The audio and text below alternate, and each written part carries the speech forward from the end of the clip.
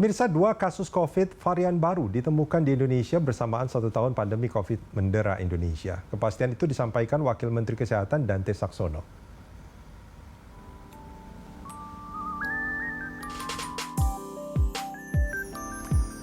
Menurut Wakil Menteri Kesehatan Dante Saxono, mutasi varian baru jenis B117 di Indonesia ditemukan tadi malam, sehingga kita akan menghadapi pandemi dengan tingkat kesulitan yang semakin berat.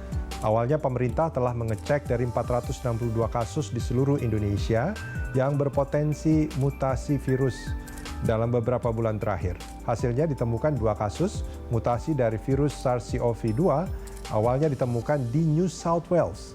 Belakangan, mutasi serupa ditemukan di beberapa negara Eropa lain dan juga di Australia.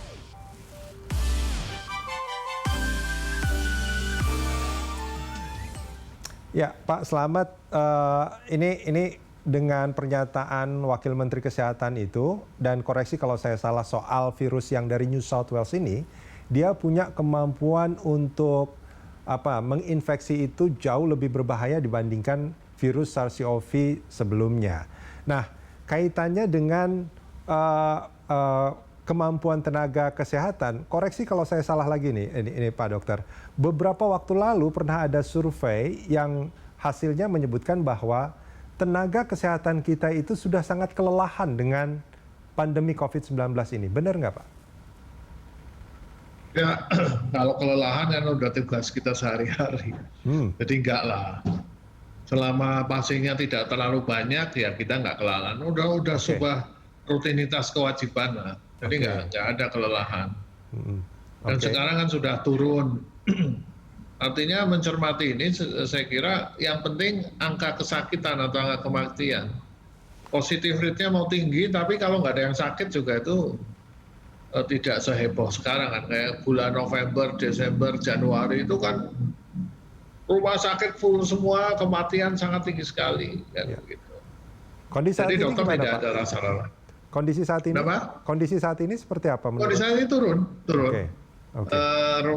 Kurang lebih kalau yang bulan November, Desember, Januari itu kan bor kita untuk COVID 90-an%. Sekarang ya sudah tinggal 60-70%. Artinya tanpa kita melihat testing pun dari angka kesakitan sudah turun. Oke. Tapi yang saya khawatirkan sebetulnya angka yang positif ini turun karena jumlah testingnya itu juga mungkin masih jauh di bawah standar WHO sebetulnya. Iya, artinya kita tidak bisa berpegang pada itu aja. Bahwa angka indikator penanganan COVID-19 itu kan pertama adalah angka kematian dan kesakitan. Kita cek apakah angka kematiannya naik, terus rumah sakit penuh enggak gitu. Yang kedua baru angka infeksi. Kalau angka infeksi testingnya sedikit ya, tapi di rumah sakit juga kosong, bornya di bawah 70%, artinya nggak ada masalah.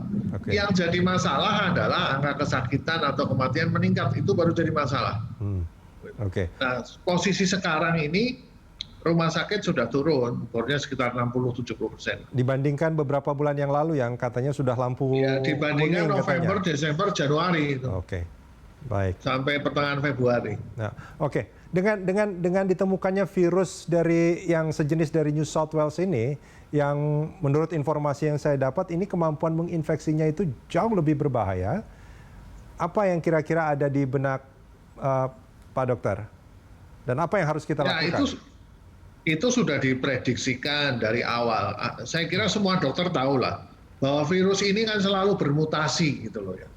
Tetapi untuk menginfeksi seseorang ada 3 faktor yang mempengaruhi, yaitu faktor virusnya tadi misalnya ganas, 2 faktor kitanya sendiri, daya tubuh kita naik, kemudian faktor lingkungan. Nah, kalau kita siap dengan 5M tadi, mau virus seganas apapun, kan bisa terlindungi karena orang akan terinfeksi harus dengan jumlah virus yang banyak. Sehingga banyak sekali OTG. OTG itu mungkin dia terinfeksi, cuma virusnya sedikit. Nah, kalau kita menggunakan masker ini atau 5M tadi, mungkin saja terinfeksi, tapi tidak separah yang Nah, Pak Dokter, dengan ditemukannya virus yang ganas ini, boleh saya sebut ganas ya, atau mungkin lebih berbahaya, mungkin lebih tepatnya dibandingkan virus yang lain. Nah, melihat kemampuan individu dan lingkungannya dalam kondisi saat ini, apakah kita patut khawatir atau sebetulnya nggak perlu khawatir, ini sama saja dengan apa yang sudah kita alami selama setahun terakhir? Ya itu memang membuat kita khawatir karena budaya kita itu loh belum disiplin bener ya. Coba Bapak lihat ke Jogja, ke Solo, ke daerah-daerah itu budaya menggunakan masker itu belum ada kan gitu loh. Oke. Untuk kita terinfeksi kan virusnya harus banyak masuk. Kalau virusnya cuma sedikit kita nggak ada gejala. Oke. Nah untuk menghindari itu kan menggunakan masker, jaga jarak dan lain-lainnya. Ya. Nah, saya mengkhawatirkan Indonesia belum sedisiplin negara tetangga. Jujur kita paling buruk lah. Saya tidak pegangan pada jumlah penduduk, tapi prosentase antara yang kematian dengan jumlah penduduk iya bisa digunakan. Baik. Itu kita paling buruk di Asia. Baik. Terima kasih. Pak Miko, ini dengan sudah banyak sebetulnya mengatakan bahwa masih ada masalah yang sangat krusial bagi kita dalam upaya pengendalian pandemi. Pertama adalah soal kedisiplinan. Yang kedua adalah soal kemampuan termasuk untuk melakukan tracing, testing dan tracing kemudian treatment. Terus kemudian sekarang ditemukan lagi satu varian virus yang jauh lebih berbahaya. Kalau tadi Pak Miko mengatakan sekarang mau milih mana, deteksi atau vaksinasi, ya vaksinasi pasti jauh lebih murah. Tapi apakah kita akan bertaruh pada vaksinasi untuk upaya pengendalian pandemi ini? Atau bagaimana? Ini terakhir nih Pak. Ya, oke. Varian baru B117 itu punya sifat yang karakter penularannya lebih cepat dari varian sebelumnya. Jadi dia 10 kali lebih cepat penularannya pada orang lain begitu. Jadi kalau sifat imunogenitasnya tidak dipengaruhi oleh varian baru itu. Jadi vaksin masih potensial untuk menghindari atau mencegah penularan penyakit COVID-19.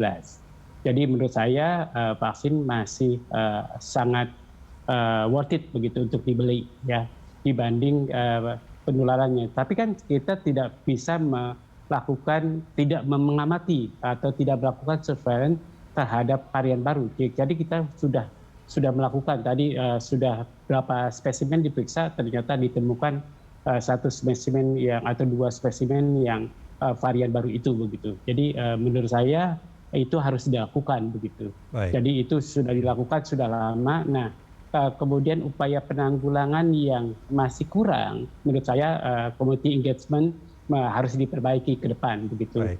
Tanpa community engagement atau kedekatan kepada masyarakat supaya masyarakat itu patuh, itu harus dilakukan oleh pemerintah. Baik. Jadi menurut saya tugas pemerintah adalah memperbaiki termasuk PSBB pertama, kedua yang sukses, kemudian kita melakukan PSBB selanjutnya dan PPKM selanjutnya.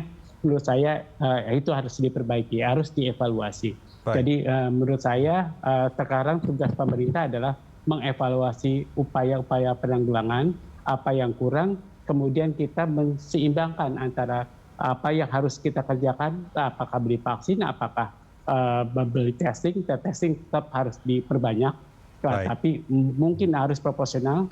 Kemudian juga ekonomi juga harus dijalankan begitu. Tanpa perekonomian, apalagi sudah 1 tahun, kita harus menyeimbangkan. Jadi kata seimbang ini yang menjadi sulit begitu, Mas Rudi. Pak Miko, ini luar biasa sekali dan juga Pak Slamet. Terima kasih banyak Pak sudah bergabung bersama kami di Lansto kali ini. Memang keseriusan itu penting, tapi yang lebih penting dari itu juga adalah ketepatan kebijakan dan juga kemampuan kita untuk mengendalikan pandemi ini. Jangan sampai kita berulang tahun depan untuk kembali memperingati bahwa pandemi ini masih terjadi. Pak Miko dan juga Pak Dr. Slamet, terima kasih sekali lagi pemirsa.